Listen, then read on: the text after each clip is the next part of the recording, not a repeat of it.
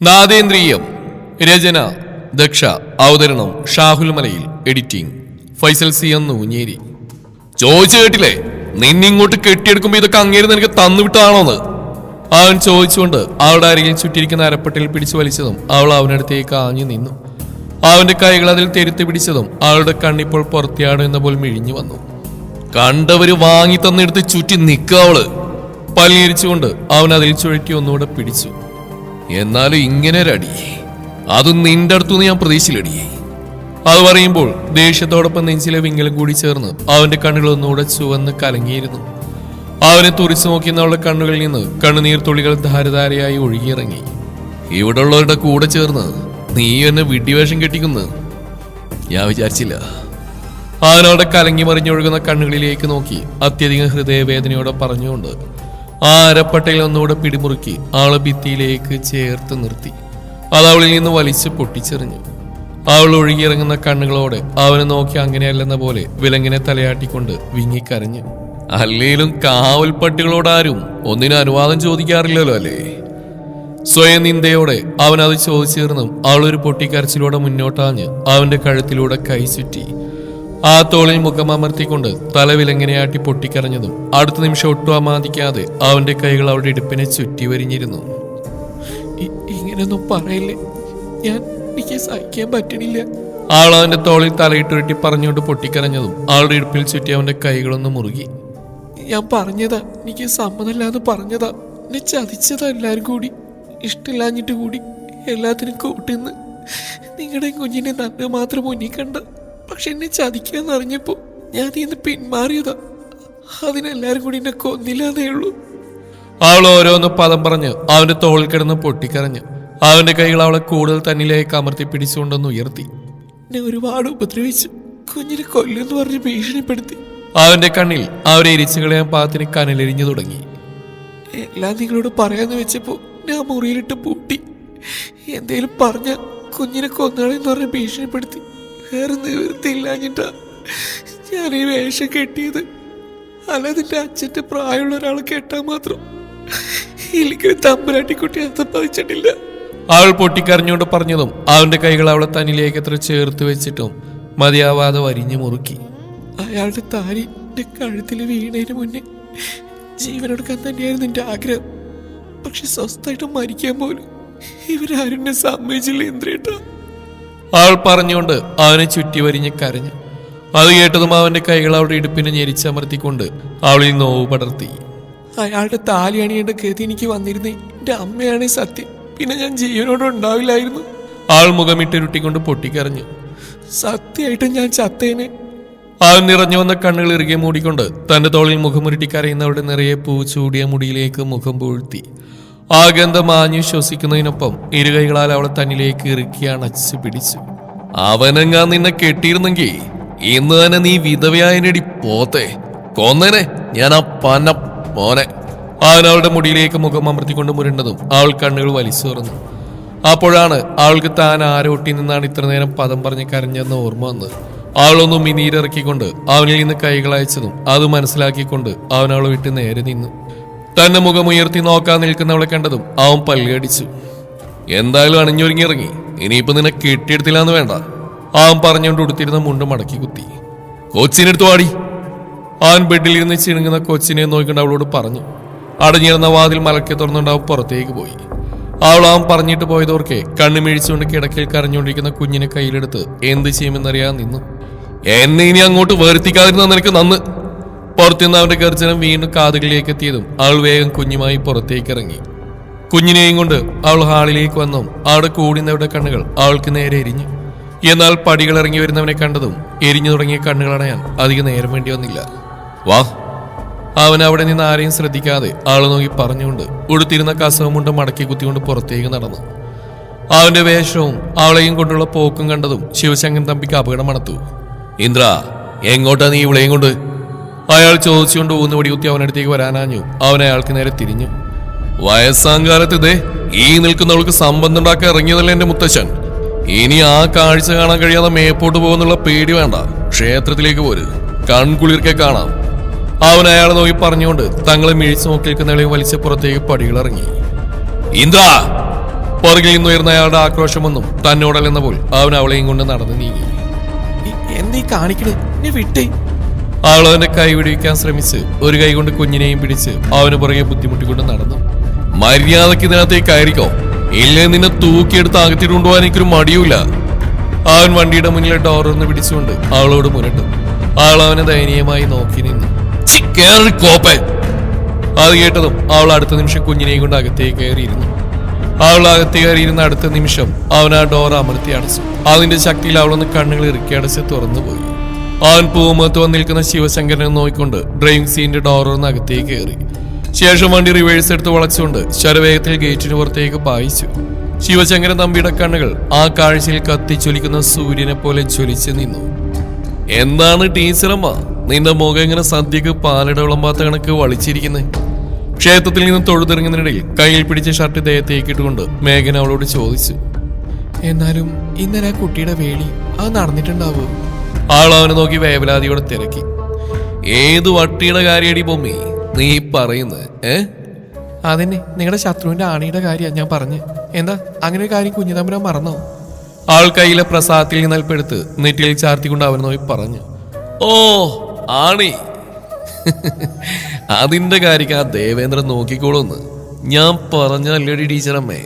നമ്മൾ എന്തിനാ വെറുതെ അതിനെപ്പറ്റി ആലോചിച്ച് തല ഉണ്ടാക്കുന്നത്?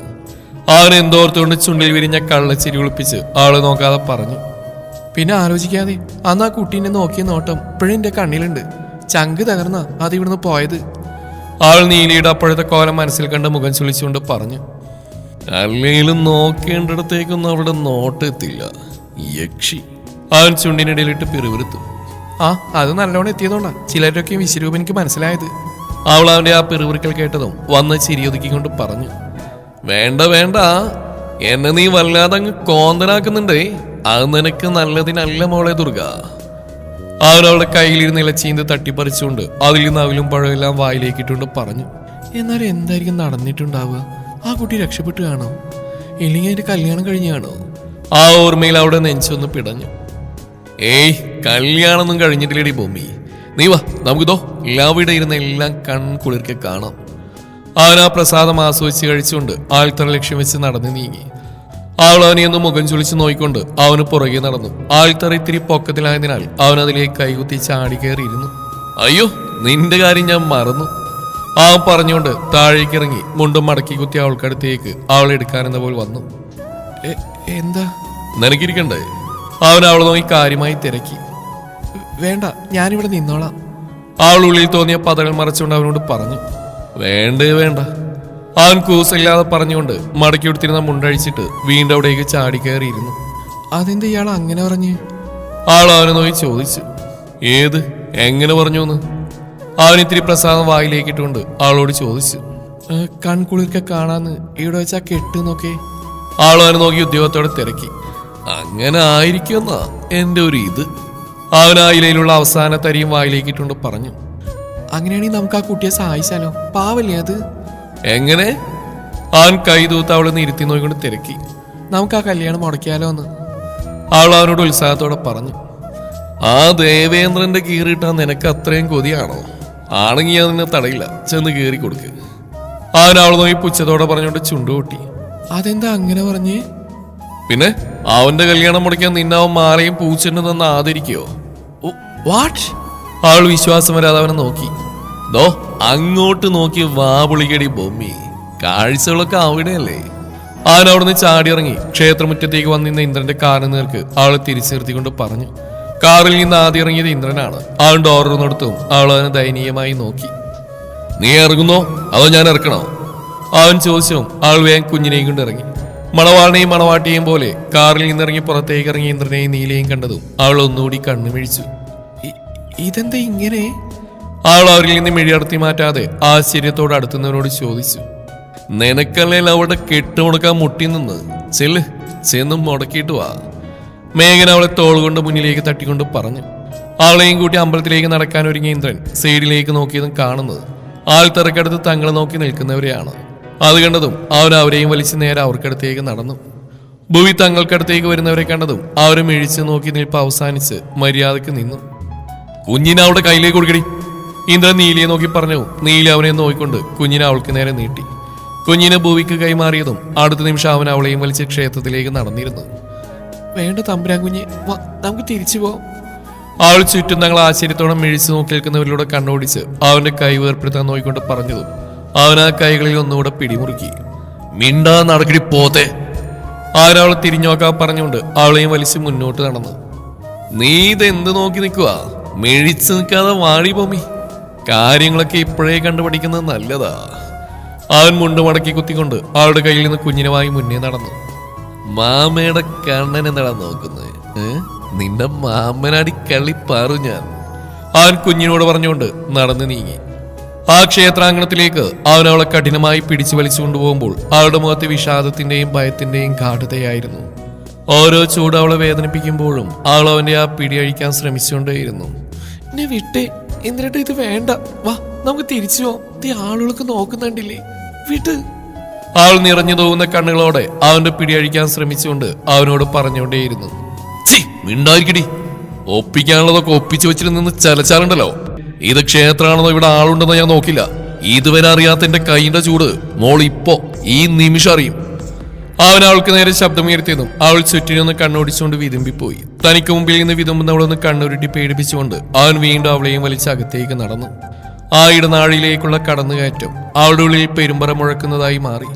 ക്ഷേത്രത്തിനകത്തേക്ക് അതീവ കഠിനതയോടെ അവളെ വലിച്ചുകൊണ്ടുപോകുന്ന ആ കാഴ്ച അവിടെ നിലകൊണ്ടിരുന്നവരുടെ കൺപോളകളെ അലക്ഷിതമാക്കി കീറി. ഒരുപക്ഷെ ആ ശാന്തമായ ദേവതാക്ഷേത്രം ഇത്രയും കടുത്തൊരു ദൃശ്യത്തിന് സാക്ഷിയായിട്ടുണ്ടാവില്ല ഇതുവരെ. ക്ഷേത്രത്തിനകത്ത് കർപ്പൂരത്തട്ടും പിടിച്ചെന്ന തിരുമേനിയുടെ ചുണ്ടുകൾ നിശബ്ദമായി ചലിച്ചു. യുവതികൾ തമ്മിൽ പരസ്പരം എന്തെല്ലാമോ പിറുപിറുത്തു. അവന്റെ മുഖത്ത് ക്രോധം നിറഞ്ഞിരുന്നുവെങ്കിൽ അവളുടേതിലൊരറിയപ്പെടാത്ത പേടി, ലജ്ജ, വേദന എല്ലാം തെളിഞ്ഞ് കണ്ടു. ഇതാ ജനക്കൂട്ടത്തിന് നിശബ്ദമായ ഒരു ചോദ്യമാവുകയും ചെയ്തു. ക്ഷേത്രത്തിലെ ശാന്തതയും സമാധാനവും താൽക്കാലികമായി തകർന്നു പോയതുപോലെയായി. അവൻ അവളെയും വലിച്ച് നേരെ പോയത് തിരുമേനിക്കരികിലേക്കാണ്. അവൻ ഷർട്ടിന്റെ പോക്കറ്റിൽ നിന്നൊരു പൊതിയെടുത്ത് അവൾക്ക് നേരെ നീട്ടി. ഇതൊന്ന് പൂജിച്ചു തന്നേക്ക് തിരുമേനി. അവന്റെ കയ്യിൽ നീളമുള്ള താലിമാല കണ്ടതും അയാളുടെ കണ്ണുകൾക്കൊപ്പം അവിടെ കൂടി നിന്ന ഓരോരുത്തരുടെയും കണ്ണുകൾ മിഴിയുകയും പരസ്പരം അവർ അല്പ ഉച്ചത്തിൽ തന്നെ അടക്കം പറയുകയും ചെയ്തു. എന്നാൽ അവൻ ഉയർത്തിപ്പിടിച്ച താലിമാല കണ്ടതും അവൾ അവന്റെ കൈ വിടുവിക്കാൻ അല്പം ശക്തിയിൽ തന്നെ ശ്രമിച്ചുകൊണ്ടിരുന്നു. അവളുടെ ശക്തി ഏറി വരുന്നതിനനുസരിച്ച് അവന്റെ പിടി അവളിൽ മുറുകിക്കൊണ്ടിരുന്നു. തിരുമേനി അവരിരുവരെയും നോക്കിയൊന്ന് പുഞ്ചിരിച്ചുകൊണ്ട് അതും വാങ്ങി ശ്രീകോവിലിനകത്തേക്ക് കയറി. വേണ്ട, നമുക്ക് പോവാം, ഞാനിനി അങ്ങനെയൊന്നും ചെയ്യില്ല. അവൾ അവന്റെ കൈ വിടുവിക്കാൻ ശ്രമിച്ചുകൊണ്ട് കുതിരിക്കൊണ്ടിരുന്നു. അവനതൊന്നും തന്നോടല്ല പറയുന്നെന്ന പോലെ ശ്രീകോവിലേക്ക് തന്നെ നോക്കി നിന്നു. വേഗം വാടി ടീച്ചറമ്മേ, നീ ഇങ്ങനെ അന്നനട നടക്കാതെ ഒന്ന് അനങ്ങി നടക്കടി. അവൻ തനിക്ക് മുന്നിൽ പയ്യെ നടന്നു വരുന്നവളോട് പറഞ്ഞുകൊണ്ട് ഒരു കൈ കൊണ്ട് വീണ്ടും ഷർട്ടിന്റെ ബട്ടൺസ് അഴിച്ചു മാറ്റി അല്പം ധൃതിയിൽ അകത്തേക്ക് നടന്നു. കുഞ്ഞിനിതാ, ഞാൻ എടുക്കാം. അവൻ ഷർട്ട് അഴിക്കാൻ ബുദ്ധിമുട്ടെന്ന് കണ്ട് അവൾ അവനോട് പറഞ്ഞു. അവൻ കുഞ്ഞിനെ അവൾക്ക് നേരെ നീട്ടിയതും കുഞ്ഞ് അവൾക്കടുത്തേക്ക് ചാഞ്ഞു. അവനൊരു ഷർട്ട് തോളിൽ നിന്ന് മാറ്റിക്കൊണ്ട് അവൾക്ക് പിറകെ അകത്തേക്ക് നടന്നു നീങ്ങി. ഞാൻ പറയുന്നൊന്ന് കേൾക്ക്, എനിക്കിതിന് സമ്മതമല്ല, എനിക്ക് നിങ്ങളെ കല്യാണം കഴിക്കണ്ട. അവൾ അവനെ നോക്കി പറഞ്ഞു. അവൻ അവളെ രൂക്ഷമായി നോക്കി. പിന്നെ ആരെയാണ് നിനക്ക് കെട്ടേണ്ടത്? ആ പല്ലുകൊഴിഞ്ഞ കിളവനെയോ? അവൻ അവളെ നോക്കി പല്ലടിച്ചുകൊണ്ട് ചോദിച്ചു. നീ കാര്യം കേട്ടണ്ട, വാ നമുക്ക് തിരിച്ചു പോവാം. അവൾ അവന്റെ കൈ പിടിച്ച് വലിച്ചുകൊണ്ട് പറഞ്ഞു. പറ്റില്ല, അവൻ കടുപ്പിച്ച് പറഞ്ഞുകൊണ്ട് അവിടെ നിന്നു. എന്തിനാ എല്ലാരും കൊണ്ട് വെറുതെ ഓരോന്ന് പറയിക്കണേ? ഇപ്പൊ തന്നെ ആളുകൾ ഓരോ കഥ ഉണ്ടാക്കാൻ തുടങ്ങിയിട്ടുണ്ടാവും. അവൾ ചുറ്റും തങ്ങളിൽ കണ്ണുകൾ പതിപ്പിച്ചു വെച്ച് പരസ്പരം എന്തൊക്കെയോ മുറുമുറുക്കുന്നവർ അറിഞ്ഞെന്നോണം അവനോട് ദയനീയമായി പറഞ്ഞു. അവരുടെ നാവ് കൊണ്ട് അവരെന്തു പറഞ്ഞാലും അത് എന്നെ ബാധിക്കാത്തിടത്തോളം അതെനിക്കൊരു വിഷയമല്ല. അവൻ മുന്നിലേക്ക് നോക്കി പറഞ്ഞതും അവൾ ഇനി എന്ത് ചെയ്യുമെന്നറിയാതെ കുഴഞ്ഞു. ആ കുട്ടിക്ക് ഇതിന് ഇഷ്ടമില്ലാന്ന് തോന്നുന്നു. തങ്ങൾക്ക് മുന്നിലുള്ള ഒരു ഉറ്റുനോക്കിക്കൊണ്ട് ഭൂമി മേഘനോട് പറഞ്ഞു. ഇഷ്ടമൊക്കെ താനെ വന്നോളൂ എന്റെ ഭൂമി. മേഘൻ പറഞ്ഞുകൊണ്ട് കുഞ്ഞിനെ ഓരോന്ന് കാണിച്ച് ഇരിപ്പിച്ചുകൊണ്ടിരുന്നു. അല്ലെങ്കിലും ആ കാട്ടുമാക്കാനൊക്കെ ആർക്കാ ഇഷ്ടാവുക? എല്ലാവരും എന്നെ പോലെ സൽസ്വഭാവിയാവില്ലല്ലോ. അയ്യടാ, ഒരു സൽസ്വഭാവി വന്നിരിക്കുന്നു. ഇയാളുടെ സ്വഭാവ ഗുണം എന്താന്നൊക്കെ എനിക്ക് നന്നായിട്ട് അറിയാം. ആൾ അവനെ നോക്കി ചുണ്ടുകൂട്ടിക്കൊണ്ട് പറഞ്ഞു. ഡേ ബൊമ്മി, അമ്പലമാണെന്ന് ഞാൻ നോക്കില്ല, എന്റെ വായിലിരിക്കുന്ന കേൾക്കേണ്ട മിണ്ടാണ്ടിരുന്ന നീ. അവൻ അവളെ നോക്കി കണ്ണുരുട്ടിക്കൊണ്ട് പറഞ്ഞു. നിങ്ങൾ നേരത്തെ പറഞ്ഞ പേര് അങ്ങേരേക്കാൾ ചേരുന്നത് നിങ്ങൾക്കാ, കാട്ടുമാക്കാൻ. അത് നിന്റെ തന്ത. അവൻ അവളെ നോക്കി പല്ലടിച്ചുകൊണ്ട് പറഞ്ഞു. ഈ പറഞ്ഞ സാധനം നിങ്ങൾക്കുണ്ടെന്ന് ഓർക്കുന്നത് നല്ലതാ. അവൾ അവനെ കടുപ്പിച്ചു നോക്കിക്കൊണ്ട് പറഞ്ഞു. അവൻ പുച്ഛത്തോടെ പറഞ്ഞുകൊണ്ട് മുന്നിലേക്ക് നോക്കി. സത്യം പറ, ഇതിൽ നിങ്ങളുടെ പങ്കെന്താ? അവൾ അവന് മുന്നിലേക്ക് കൈകെട്ടിയെന്നോട് ചോദിച്ചു. അവൻ അവളെ നെറ്റി വിളിക്ക് നോക്കി. ഏതില്? ഇപ്പൊ ഈ നടന്നുകൊണ്ടിരിക്കുന്നതില്. എനിക്ക് എന്ത് പങ്ക്? നീ ഇതെന്തൊക്കെയാ ഭൂമി പറയുന്നത്? അവൻ ആൾക്ക് മുഖം കൊടുക്കാതെ ഒഴിഞ്ഞു മാറിക്കൊണ്ട് പറഞ്ഞു. പിന്നെ നീ കല്യാണം നടക്കുമെന്ന് നിങ്ങൾക്ക് എന്നെ മനസ്സിലായി? സത്യം പറയും, ഇത് നിങ്ങൾ അങ്ങനെ തമ്മിൽ ഒത്തുകളിയല്ലേ? ആൾക്കാരുടെ മുമ്പിൽ നിങ്ങൾ ശത്രുക്കളെ പോലെ അഭിനയിക്കുന്നതല്ലേ? അവൾ അവന് നേർക്ക് ഓരോ ചോദ്യങ്ങളായി തൊടുത്തു വിട്ടുകൊണ്ട് അവനെ ചൂഴി നോക്കിയതും അവൻ അവളെ നോക്കി കീഴ്ച്ചുണ്ടടിച്ചൊരു കള്ള ചിരിയരിച്ചു. അതിന് ആ നിൽക്കുന്നവൻ എന്റെ ശത്രുവാണ് നിന്നോണ്ട് ആരാടി ഭൂമി പറഞ്ഞത്? അവൻ കുഞ്ഞിനെ ഒന്നുകൂടി ഉയർത്തി പിടിച്ചുകൊണ്ട് അവളെ നോക്കാതെ ചോദിച്ചു. അവൾ അവനെ നെറ്റി വിളിച്ച് നോക്കി. പരസ്പരം പല കാര്യങ്ങളും ചില അഭിപ്രായ വ്യത്യാസങ്ങളും വാക്കേറ്റവും മത്സരങ്ങളൊക്കെ ഞങ്ങൾ തമ്മിൽ ഉണ്ടാവാറുണ്ടെന്ന് ഒഴിച്ച നാൽപ്പാട് ലക്ഷ്മണ ജിതേന്ദ്രൻ ഒരിക്കലും എന്റെ ശത്രുസ്ഥാനം അലങ്കരിക്കുന്നില്ല. അത് തിരിച്ചും അങ്ങനെ തന്നെയാ. അവൻ അവൾ നോക്കി ചിരിയോടെ പറഞ്ഞു. അവൾ അവനെ ആശ്ചര്യത്തോടെ നോക്കി. പിന്നെ നീ എന്താ ചോദിച്ചേ? ഞങ്ങൾ ആൾക്കാരെ വിഡ്ഢികളാക്കുന്നതല്ലേ എന്നല്ലേ? അവൾ അതിന് അതേന്ന് തലയാട്ടി. അതിന്റെ ആവശ്യം തൽക്കാലം ലവനും എനിക്കും ഇല്ല. ലവന്റെ തറവാട്ടിൽ ഇത്തിരിയെങ്കിലും മനുഷ്യപ്പറ്റുള്ളത് ആ നിൽക്കുന്നവനാ. ബാക്കിയൊക്കെ വിഷമാ. നല്ല അസല് കാളകൂട വിഷം. പ്രത്യേകിച്ച് ആ ഊന്നുവടി. അങ്ങേർക്ക് എന്നെ കാണുമ്പോ തന്നെ ചൊറിയണം. എനിക്കാണെങ്കിൽ അതിനെ കാണുമ്പോ അപ്പൊ കൈതരിക്കും. മിക്കപ്പോഴും അവനും ഞാനും തമ്മിൽ ഉടക്കിയിട്ടുള്ളത് ആ ഊന്നുവടി കാരണ. ആ ദേവേന്ദ്രൻ അങ്ങേരുടെ കയ്യിലെ കളിപ്പാട്ടായിരുന്നു എന്ന് വേണേ പറയാം. അങ്ങേര് എന്തു പറഞ്ഞാലും ചെയ്യുന്ന കുരങ്ങ് അതായിരുന്നു അവൻ. എന്നയാൾ ആ നിൽക്കുന്നവൾ അവനിൽ നിന്ന് ആദ്യമായിട്ട് അകറ്റിയോ അന്നു മുതൽ അവൻ മാറാൻ തുടങ്ങി. ഇപ്പൊ കുറച്ചൊക്കെ വെളിവ് വന്നിട്ടുണ്ടെന്നാ എന്റെ ഒരു ഇത്. അവൻ ശ്രീകോവിൽ മുമ്പിൽ നിൽക്കുന്ന ഇന്ദ്രനെ ആകെ മൊത്തം ഒഴിഞ്ഞു നോക്കിക്കൊണ്ട് പറഞ്ഞു. പിന്നെ നീ ആദ്യം ചോദിച്ചതിനുള്ള ഉത്തരം. ഇന്നലെ ഒരു അട്ടപ്പാടിയിലായിരുന്നവൻ ഇന്നിവിടെ ഈ ക്ഷേത്രത്തിൽ എനിക്ക് മുമ്പിൽ നിൽക്കുന്നുണ്ടെങ്കിൽ അതിന് കാരണം ഈ ഞാനാ. തുടരും ഈ കഥയുടെ ബാക്കി ഭാഗം നാളെ ഇതേ സമയം.